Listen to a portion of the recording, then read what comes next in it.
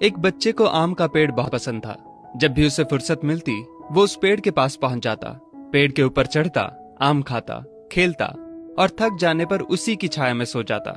बच्चे और आम के पेड़ के बीच एक अनोखा रिश्ता बन गया। बच्चा जैसे जैसे बड़ा होता गया वैसे वैसे उसने पेड़ के पास आना कम कर दिया। कुछ समय बाद तो आना बिल्कुल ही बंद हो गया। आम का पेड़ उस बालक को याद करके अकेला रोता।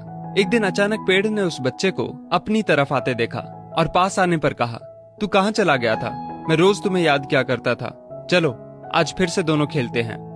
बच्चे ने आम के पेड़ से कहा, अब मेरी खेलने की उम्र नहीं है, मुझे पढ़ना है, लेकिन मेरे पास फीस भरने के पैसे नहीं हैं। पेड़ ने कहा, तू मेरे आम लेकर बाजार में बेच दे, इससे जो पैसे मिलेंगे उससे अपनी फीस भर देना। बच्चे ने आम के पेड़ से सारे आम तोड़ लिए और उन सब आमों को लेकर वहां से चला गया। उसके बाद वो फिर कभी दिखाई नहीं दिया। आम का पेड़ हर पल उसकी राह देखता रहता। एक दिन वो फिर आया और कहने लगा, अब मुझे नौकरी मिल गई है, मेरी शादी हो चुकी है, मुझे मेरा अपना घर बनाना है, लेकिन इसके लिए मेरे पास अब पैसे नहीं हैं। आम के पेड़ ने कहा, तू मेरी सभी डालियों को काट कर ले जा, उससे अपना घर बना ले। उस जवान लड़के ने पेड़ की सभी डालियां काट ली और लेकर चला गया।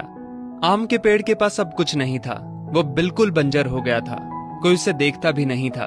पेड़ ने भी अब उम्मीद छोड़ दी थी कि वो लड़का उसके पास फिर आएगा। फिर एक दिन अचानक वहां एक बूढ़ा आदमी आया। उसने आम के पेड़ से कहा, शायद आपने मुझे पहचाना नहीं, मैं वही बालक हूं जो बार बार आपके पास आता था और आप हमेशा अपने टुकड़े काट कर मेरी मदद करते थे।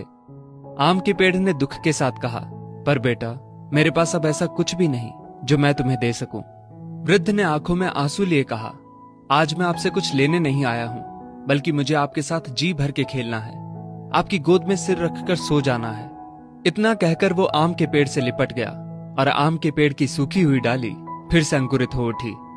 दोस्तों, वो आम का पेड़ और कोई नहीं बल्कि हमारे माता पिता हैं। हम जब छोटे थे तो हमें उनके साथ खेलना अच्छा लगता था, लेकिन जैसे जैसे हम बड़े होते चले गए उनसे दूर होते गए।